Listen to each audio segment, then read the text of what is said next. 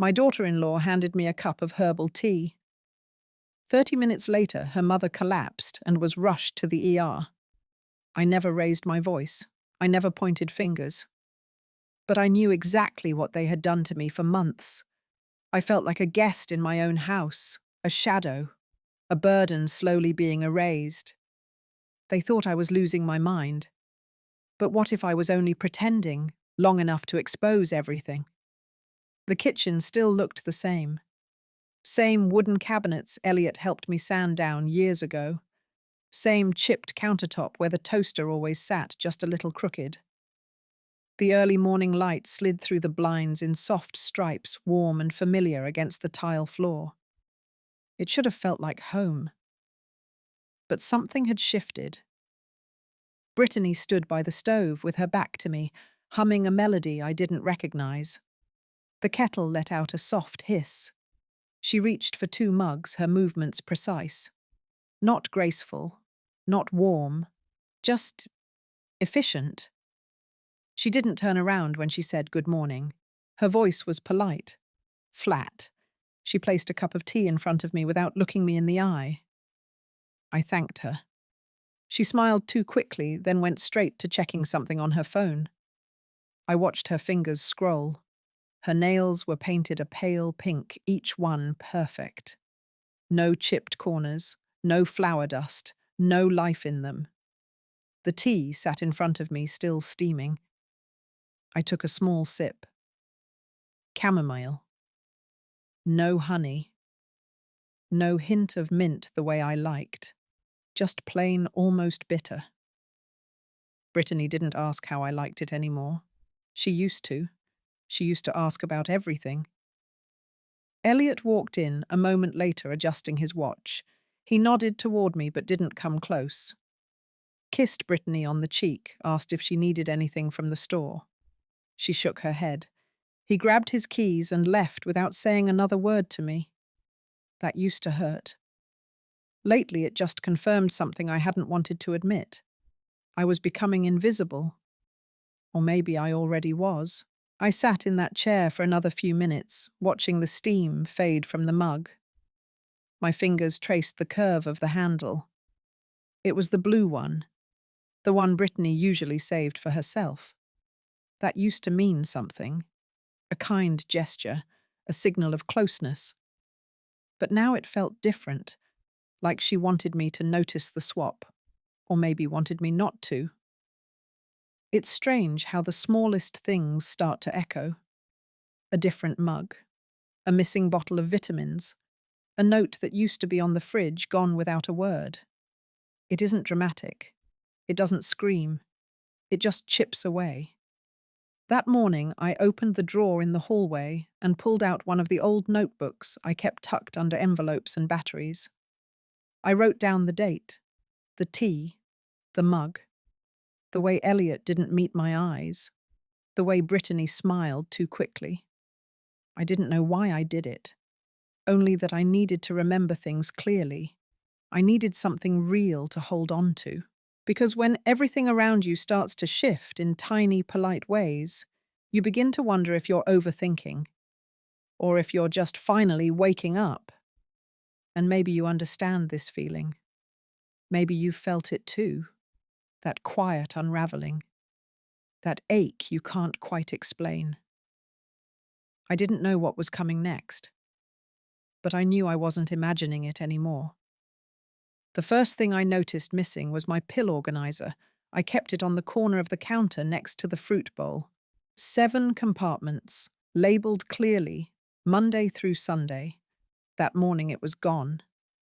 I asked Brittany if she had moved it. She said she hadn't seen it. Her tone was even, but her eyes flicked sideways just for a second. Then she went back to chopping carrots. I checked the bathroom, the nightstand, even the back of the fridge just in case I'd been careless. Nothing. 2 hours later, the organizer reappeared on the hallway table, half full with 2 compartments switched. Wednesday's pills in Monday's spot. Friday's pills missing altogether. I didn't say anything. I just fixed it. Wrote it down. Later that week, the calendar on the fridge disappeared. It was one of those magnetic ones, dry erase with birthdays and appointments in my handwriting. Brittany replaced it with a generic grocery list pad. She said the calendar looked messy and she wanted the fridge to feel cleaner. I asked Elliot about it. He said nothing at first, then mumbled something about change being good. He didn't meet my eyes. That same afternoon, my appointment reminder for the dentist was missing from the drawer by the phone. I had clipped it there with a magnet. When I asked Elliot, he said maybe I forgot to make the appointment. Brittany smiled and said maybe I was confusing it with a different week. That smile kept coming back. Soft. Pitying. Like I was something fragile. Something cracked. But I remembered the phone call. I remembered writing it down. I remembered the time. 10:30. I began to check everything twice. Wrote copies of notes in a separate notebook I kept in my cardigan pocket. Stuck backup reminders inside the pages of old cookbooks. The kinds of places Brittany wouldn't think to look. Things continued disappearing. My slippers were missing one morning. A pair of earrings I always kept in a ceramic bowl on the dresser was replaced with a different set. Close enough in colour, but not mine. Not the ones my husband gave me. It wasn't dramatic. None of it was. Just small shifts, enough to make someone doubt their memory, enough to suggest a pattern, enough to wear a person down, piece by piece. Elliot became quieter. He still kissed Brittany on the cheek before work still grabbed coffee in his travel mug like clockwork. But he stopped checking in on me, stopped asking if I needed anything from the store, stopped noticing the small changes I used to point out. One evening I asked him if he remembered the navy cardigan I wore to his graduation. He paused, said maybe he did. I told him I couldn't find it. He said maybe I had given it away and forgotten. That word hung between us longer than the silence that followed. Forgotten. I started to wonder if he believed I was slipping. If Brittany had been planting that seed. Her words were always gentle, always just suggestions. Maybe she meant well. Maybe she didn't. But the result was the same. My world, one familiar thing at a time, was being replaced. And Elliot. Elliot was starting to watch me like someone uncertain of the person he used to know. That night, Brittany handed me a small white pill along with my cup of tea. She said it was to help me sleep. Her voice was gentle, almost concerned. I looked at the pill, then at her, then swallowed it without a word. My body was tired, my mind even more so. I thought maybe rest would bring clarity. Instead, I sank into a sleep that didn't feel like sleep. It was heavy. I dreamed in flashes. My husband stood in the doorway of our old bedroom calling my name. I saw his mouth move but couldn't hear him. Behind him, a hallway stretched on and on, shifting like mist. I tried to speak, but my tongue felt too thick. I tried to move, but my limbs wouldn't follow. When I woke, sunlight was already pouring in. My head ached, my mouth was dry. My thoughts felt scrambled like they had been left outside overnight and picked apart by wind. I looked at the clock. It was nearly 10. I never slept that late. My knees wobbled as I stood. Brittany was already in the kitchen. She smiled, asked how I slept. I said I was feeling off. She offered to make me another tea. I said no. She didn't push. At lunch, Elliot came home early. He said he had taken a half day and thought it would be nice to check in. That used to feel thoughtful. Now it felt timed. He asked if I had been feeling disoriented lately, said he had read something online about memory issues in early stages. He used words like gentle decline, normal aging, support options. I sat at the table and listened. He avoided my eyes when I asked if Brittany had brought this up. He said only that she was concerned. that she noticed things, missed dates, misplaced objects, confusion. I told him I had noticed changes too, but I didn't elaborate. He nodded like he was filing my answer away without processing it. That afternoon, I took the pill bottle Brittany had given me and examined it closely. The label had my name, the dosage, and a refill date that didn't match my doctor's usual schedule. I peeled the corner of the label. Underneath was a faint print of another name, another drug. I didn't confront her. I started keeping the pills in a separate drawer and hid a few each night instead of taking them. I wrapped them in tissue and tucked them into the bottom of a sewing box she had never touched. Over the next week, the fatigue lifted slightly. I still felt foggy in the mornings, but less so. My thoughts began to string together more clearly. I could follow a recipe again. I remembered a neighbor's birthday without looking at the calendar. But I also started to notice more. The way Brittany would watch me pour my coffee, her eyes fixed on my hands. The way Elliot asked the same questions twice in one evening. The way my old recipes had been tucked away into a new binder labeled Simplified Meals. One morning I found the guest bedroom door open. Inside, my old books had been packed into boxes. My rocking chair was gone, replaced by a new armchair I didn't recognize. Brittany said she was redecorating to make things more comfortable for me. But I had learned enough to recognize the signs. Something was happening. Quietly. Carefully. And I wasn't about to let it unfold without paying attention. Nadine arrived on a Wednesday. She rolled in with a small suitcase and an energy that didn't match the quiet of our home. Brittany greeted her like royalty. Elliot helped her with her bag but said little. I watched from the hallway as she stepped into the kitchen, took one slow glance around, and smiled like she already owned the place. She was dressed sharply, scarf tied at the neck. Jewelry subtle but intentional. Her voice when she spoke was calm and polished. She told me she was just visiting for a few days to help Brittany around the house. Said I could take a break, let the younger women take care of things. I nodded and smiled. I didn't believe a word of it. The shift happened quickly. Brittany no longer made my tea. Nadine did. She insisted. Said she knew the perfect blend for women my age. The first time I took a polite sip and left the rest untouched. It tasted off. Too sweet. Too fragrant. Not what I was used to. That night she offered to help organize the pantry.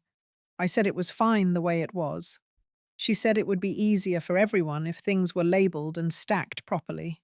By morning, she had replaced my handwritten spice jars with matching printed labels. My tea tins were rearranged. My pain balm was no longer in the drawer by the sink.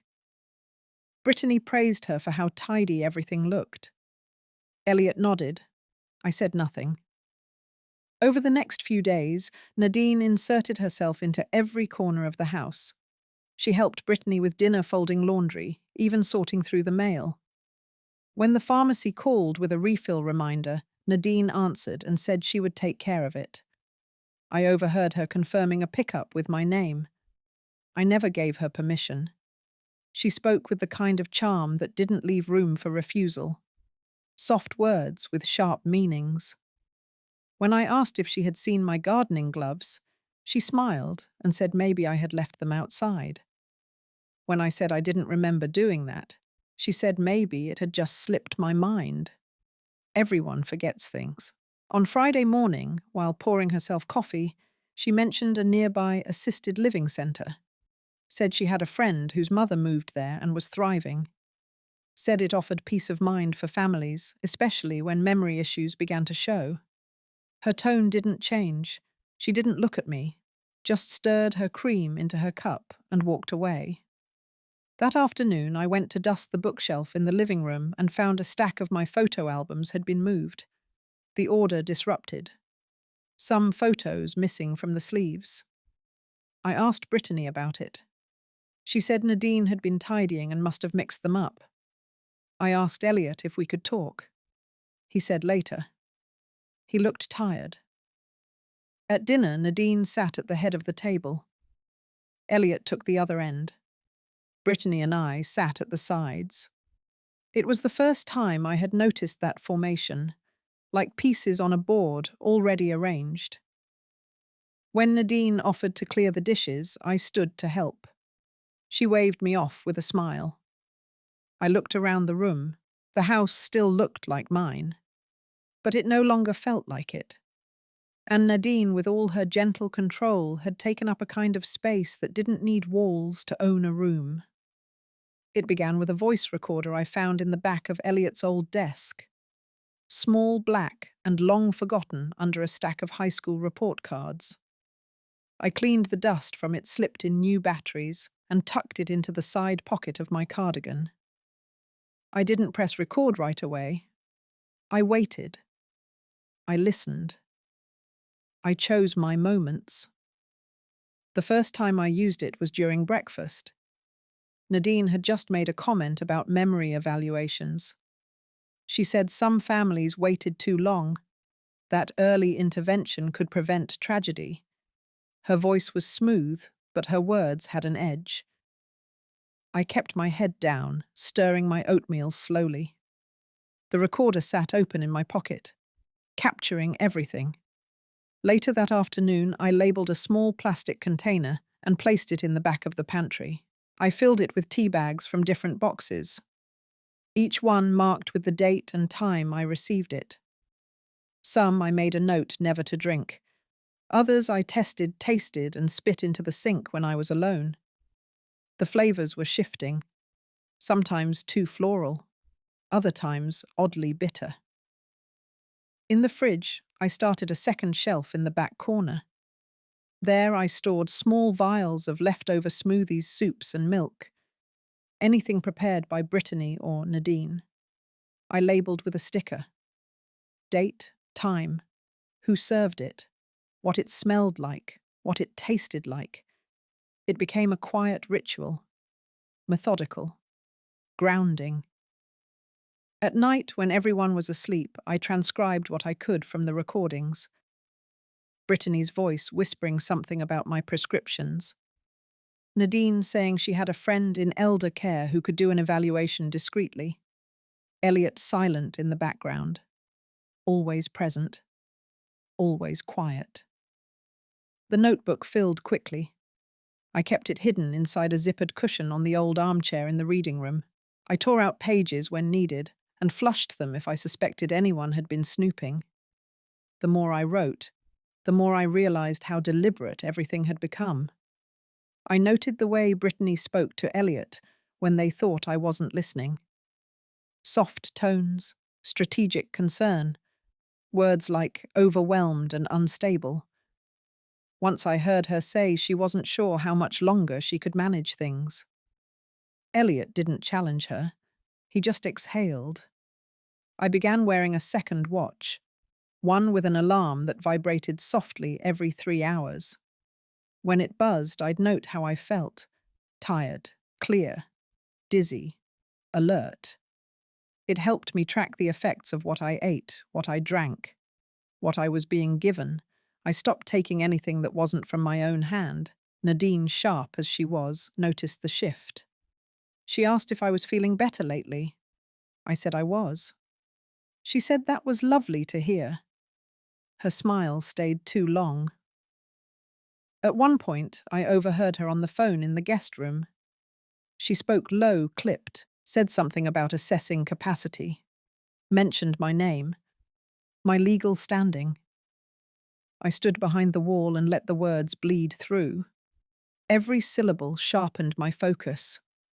There was a plan. I didn't know the full shape of it yet, but it was unfolding right in front of me. And I wasn't just watching anymore. I was recording it, writing it, preserving it. Piece by piece, I was building the truth they were trying to erase. The invitation came casually. Nadine announced over breakfast that we should have a proper dinner that evening, something warm and traditional. She said it would be good for all of us to sit down together just like a real family. Brittany agreed quickly. Elliot looked tired as usual and didn't argue. By mid-afternoon, the house smelled of roasted chicken and rosemary. Nadine moved through the kitchen like she had lived there for years.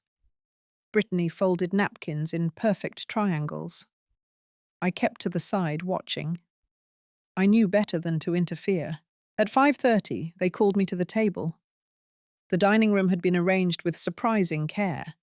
Fresh candles, new linen napkins, matching plates I hadn't seen in years.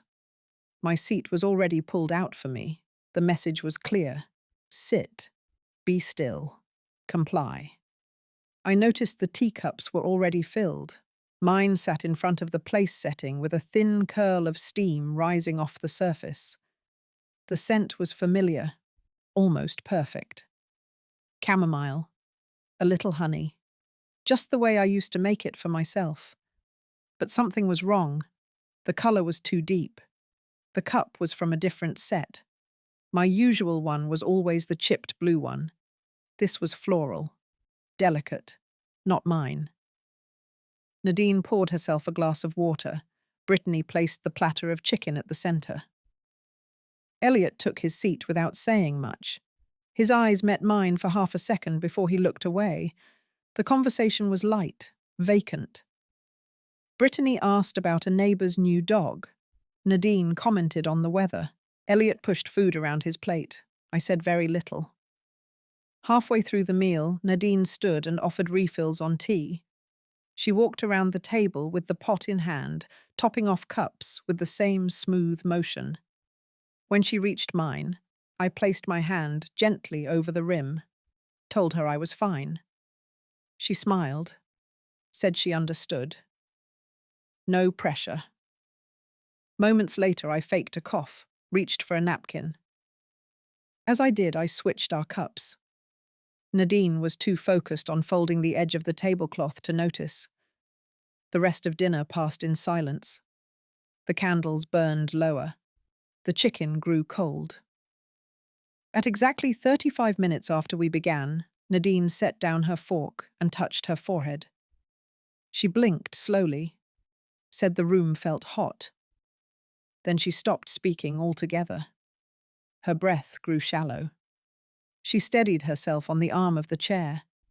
Brittany leaned forward, asking if she was all right, voice sharp and rising. Elliot stood halfway frozen. Nadine swayed once, then slumped sideways against the chair back. Brittany reached for her phone, fumbled, didn't dial right away. I remained seated, calm, hands folded in my lap. No one touched the teacup, still sitting full in front of my plate. The room was silent except for the soft ticking of the wall clock, then the sound of a phone finally dialing.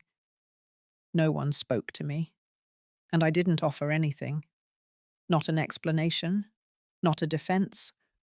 Only the truth I had planned for, and the evidence that was now sitting quietly in Nadine's veins. The paramedics arrived quickly. Their boots clicked across the floor. Their voices were calm, practiced. Brittany hovered near the entryway, offering half answers. Elliot stood frozen at the kitchen door, one hand on the frame like he needed something solid to hold on to. Nadine lay on her side, eyes fluttering open and closed. One of the medics spoke to her gently, asking if she could hear him. She nodded weakly. They checked her pulse, took her pressure, asked about what she'd eaten. Brittany stammered something about chicken. Tea, nothing unusual. They asked for the tea container. She hesitated, then handed over the box from the counter. The medic took it, but didn't comment. They lifted Nadine onto a gurney. She was responsive, but pale and sluggish. When they rolled her out, Brittany followed them, not looking back once. The door shut behind her with a hollow thud. The house went quiet. I stayed at the table. My plate was still half full, the tea untouched before me. Elliot walked in slowly, sat down across from me. He didn't speak at first, just stared at the edge of his plate. Then he asked what had happened. His voice was thin, more like a breath than a sentence. I didn't answer. Not because I didn't want to, but because I wanted him to reach for the truth on his own. He asked if I had noticed Nadine acting strange lately. I said nothing. He exhaled hard, ran a hand over his face, said something wasn't right, that Brittany had been acting off for weeks, that he felt like he was missing something everyone else could see. I looked at him then. Really looked at him. His eyes were tired, not just from lack of sleep, from something deeper, the slow erosion of certainty. I reached into my pocket and pulled out the folded page from my notebook, the one with the dates, the times, the teas, the pills. I placed it in front of him. He didn't touch it, just stared. Then he asked where I had gotten the recorder. I told him I found it in his old desk, that I had been using it for a while, that there were files, recordings, labeled, saved. He nodded slowly as if that explained something he had been afraid to admit. He stood up and walked out of the room. A minute later, I heard the sound of drawers opening in the hallway, papers shifting, doors creaking. Then silence. When he returned, he was holding the calendar Brittany had replaced, my old one. He had found it behind the washing machine, slightly bent at the corners, but still readable. He laid it on the table beside the notebook page. Then he said something that sat heavy between us. He had ignored things, not because he didn't care, but because caring would have meant acting, and acting would have meant admitting that his home, his wife, his life was not what he thought it was. That night, he stayed up late. I heard him walking through the house, opening cabinets, checking drawers. At one point, I heard him pull something from the back of the refrigerator. In the morning, he asked Brittany about the pill bottles. She said she had cleaned up for me, that I had been forgetting to take them, that she was only trying to help. Elliot didn't respond. He just asked her to leave them on the counter from now on, where he could see them. Something had shifted, not just in me, but in him. And for the first time in weeks, I felt like I wasn't the only one watching. The next morning, Elliot didn't go to work. He stayed in the kitchen after breakfast, arms folded, eyes fixed on the counter. The pill bottles sat there like small sentinels. Brittany walked past them twice without looking. When Elliot finally spoke, his voice was firmer than I had heard in months. He asked her when she had started managing my medications. She said sometime in late spring, that I had been skipping doses, that I seemed confused. She used words like caregiving and oversight, said she had only stepped in because she cared. He didn't raise his voice, just asked for the name of the doctor who approved the changes. Brittany hesitated, said she'd have to find the paperwork, that it was probably filed somewhere.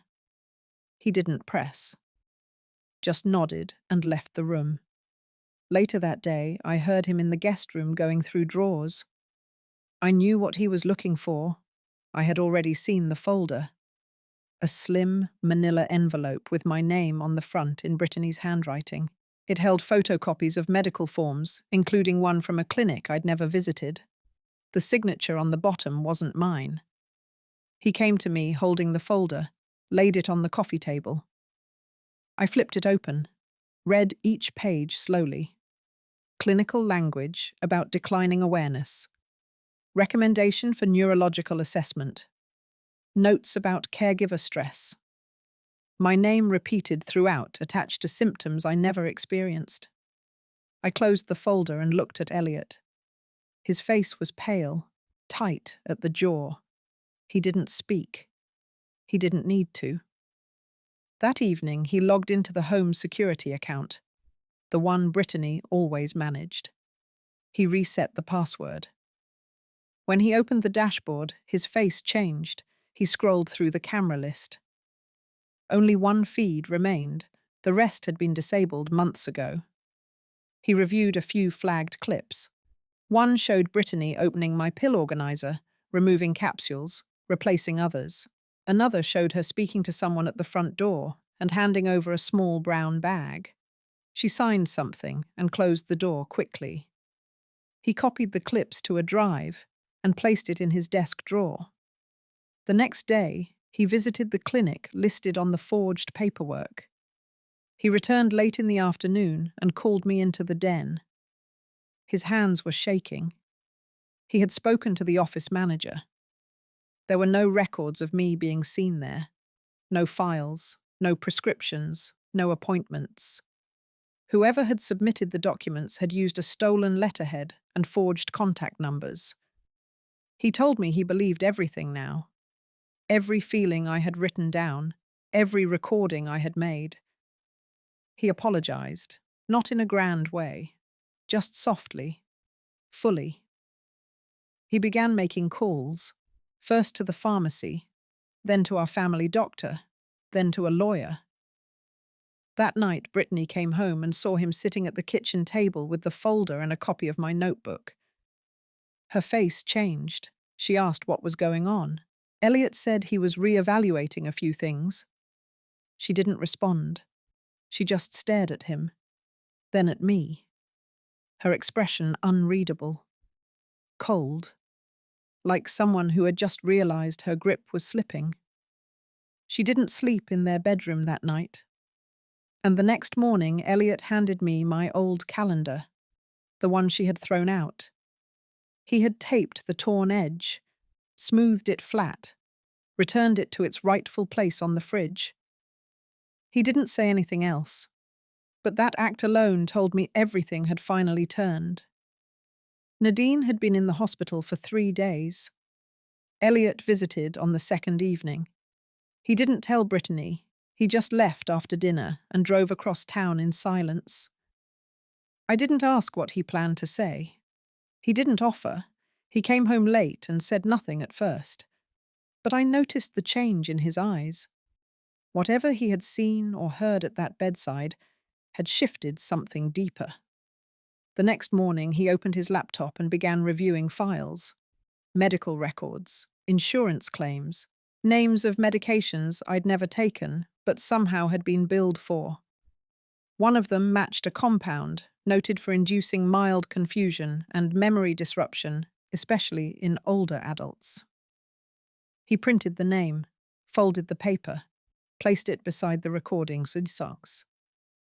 That afternoon, he called the hospital and asked to speak with one of Nadine's attending physicians. After being transferred twice, he reached someone who could speak plainly. A neurologist had flagged her blood work. Traces of a synthetic compound commonly used in low-dose psychiatric treatments had been detected. It wasn't toxic at that level, but it was highly irregular. He asked whether it could have been self-administered. The doctor said it was unlikely given the nature of the compound. Said it was the kind of thing typically found in assisted care facilities or through private compounding pharmacies. He asked for the report in writing. The doctor said it would be sent to Nadine's primary contact, on file. Elliot asked for a copy. He gave his name and my name. The request was noted. He drove back to the hospital that evening. When he returned, he looked older. Not tired, but stripped down. As if something inside him had burned out and left only the truth behind. He told me Nadine refused to speak. She had sat up in bed, hands folded, eyes blank. When he brought up the compound found in her blood, she tilted her head, but said nothing. When he asked if Brittany had been involved, she looked away, then said quietly that she had no comment. The next morning, Elliot requested access to the home's old camera system. The company had disabled all but one feed. He paid for the full history. After 2 hours, he found what he was looking for, a clip from 6 weeks prior. Brittany in the kitchen switching out prescription labels. Another clip showed her scanning my signature onto a printed medical form. No hesitation, no uncertainty, just routine. He saved the clips and took them to a lawyer. The man reviewed the footage, the recordings, the forged forms. He listened without interruption, then leaned back and said the case was strong, that if needed, this could be pursued formally. Elliot didn't say yes or no. He only asked what would happen to me if guardianship had gone through. The lawyer answered simply, I would have lost legal control over my health decisions. Brittany could have made choices on my behalf. Even institutionalization would have been an option with the right paperwork. Elliot sat still for a long time, then thanked the lawyer and left. When he got home, Brittany was in the kitchen. She asked how his day had been. He looked at her calm and said only that he had seen enough, that things would change. She didn't respond, just turned back to the stove. That evening, Elliot brought down a small lockbox from the top shelf of the hall closet. He changed the combination. Inside were my records, my medications, my identification. He handed me the key, and just like that, I held control of my life again. Not loudly, not with a speech, but with a small cold key resting in my palm. A quiet return to something no one had the right to take. It was Elliot who finally said it out loud. One morning after a silent breakfast, he set down his fork and said he had known. Not everything, not fully, but enough. He had seen Brittany add something to my smoothie weeks ago. At the time, he convinced himself it was a supplement. She had said it was just extra calcium. He wanted to believe her. He needed to believe that his wife wouldn't do something cruel, not to his mother. But deep down, it had unsettled him. He never brought it up. Instead, he pushed it to the back of his mind and carried on as if nothing had happened. That guilt hung in the room like smoke, thick, lingering. He said it wasn't until Nadine collapsed that the pieces clicked, her symptoms, my fog, the medications, all the things he had seen but not faced. He said he had failed me not out of hatred but out of fear, fear that his whole life was built on something rotten, that fear had made him quiet, passive, until now. Then he stood and began gathering the documents, the test results, the camera footage, the audio recordings. He organized them into a binder labeled and dated. There was no shouting, no declarations, just quiet precision. Next, he called our family doctor and requested that all prescriptions going forward be routed directly to me or him. He removed Brittany's name from every health-related file. Then he went into the online banking system and revoked her access to all shared accounts. He closed 2 of their joint cards. He created a new one in his name alone. He called the pharmacy and updated emergency contacts. When they asked for a reason, he simply said the records had been compromised. No further details. That afternoon, he found Brittany sitting in the living room. She was reading, legs curled under her like any ordinary day. He sat down across from her and told her the changes were effective immediately, that she was no longer responsible for any of my care, that he had reviewed everything, that he knew. Brittany didn't flinch. She didn't cry or shout. She looked at him for a long moment and said she was trying to help, that I had needed structure, that she had only wanted to ease his burden. Her voice was steady, but her eyes were flat, empty of regret. He told her that help never looked like erasing someone, that help didn't come with forged documents and altered pills. That help, real help, always asked for consent. She didn't respond, just stood up and walked into the kitchen. That evening, Elliot cooked dinner, just him and me, simple roasted vegetables and rice. He didn't say much, but he made sure my tea was exactly how I liked it. Honey, no lemon, mild and familiar. After we ate, he brought down the old photo albums Brittany had boxed up. We sat together and flipped through them in silence. There was one of him at age 6, holding a paper kite. Another of my late husband fixing the front gate. A snapshot of our first Thanksgiving in this house. Elliot paused at that one, said he remembered the smell of cinnamon, the sound of my laugh, said he hadn't heard it in a long time. I didn't reply. I just turned the page. Sometimes healing doesn't come with closure. Sometimes it comes with choosing to stay, to face what hurt you, and build something quieter, but stronger. That night I placed the binder of evidence in a locked drawer. I wasn't planning to use it yet. But it was there. Safe. Just like me. Brittany asked to speak with me alone. Elliot had just left for the store, and the house felt unusually quiet, like it was holding its breath. She stood in the kitchen doorway, her arms crossed loosely over her chest. I nodded once and moved to the dining room, taking the seat closest to the window. She sat across from me, smoothing the edge of the tablecloth like it might ground her. She didn't waste time with small talk. She said she knew Elliot had told me everything. She said it in a tone that sounded more tired than angry. She wasn't trying to deny it. Not anymore. Her posture was straight, her voice calm. She said she had done what she thought was necessary, that I had been slipping, that I was becoming unpredictable, and that Elliot wouldn't act. So she did. I watched her face as she spoke. There was no panic, no regret, only a quiet certainty that what she had done was for the best. I asked nothing. I wanted to hear how far she would carry her version of care.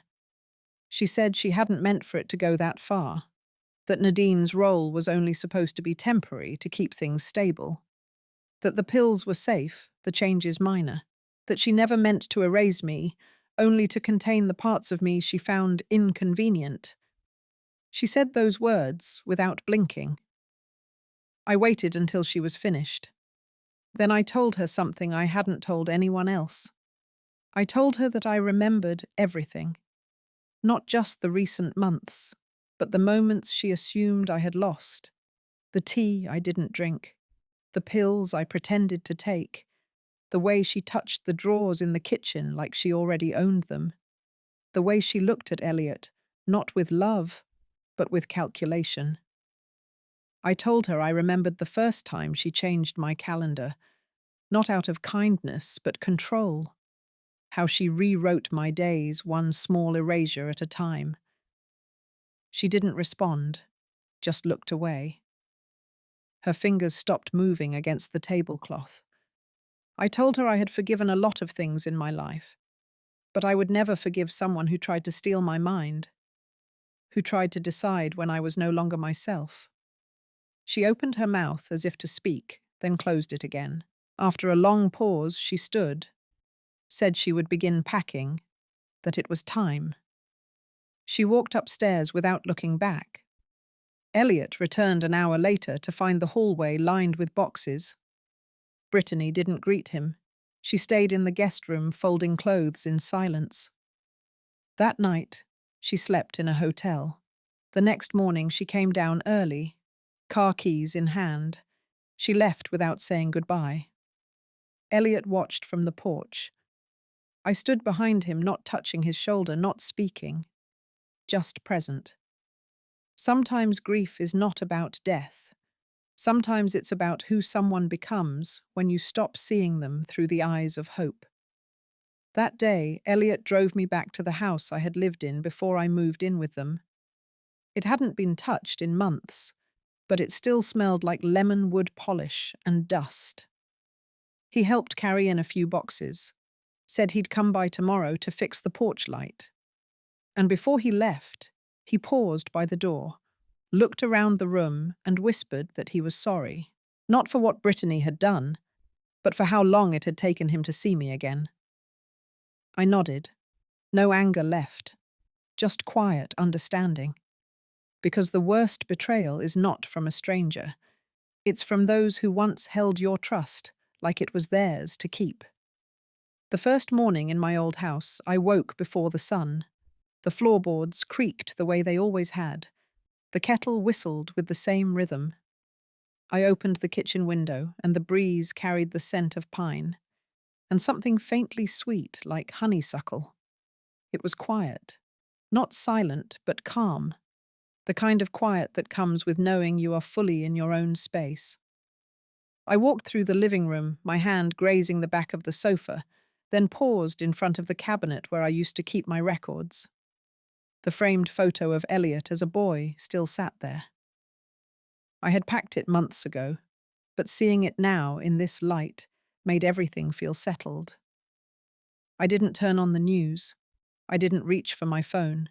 I just sat at the table, poured myself a cup of tea from leaves I had measured myself, and wrote a single sentence into a fresh notebook. I remember everything. Not in the dramatic way people say it in stories. I mean it truly.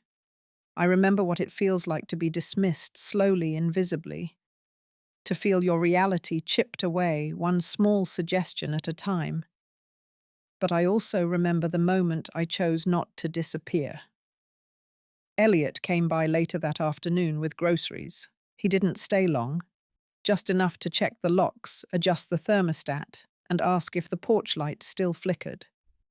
I told him I'd be fine. He nodded. He believed me this time. After he left, I stood in the hallway for a while, listening to the ticking of the old wall clock. I had feared that coming back here would feel lonely, but it didn't. It felt like I had stepped back into a life I had once paused, not abandoned. I brewed another cup of tea before bed, used the chipped blue cup I always loved, the one Brittany said had cracked and thrown away. But I had found it, just like I had found my place again.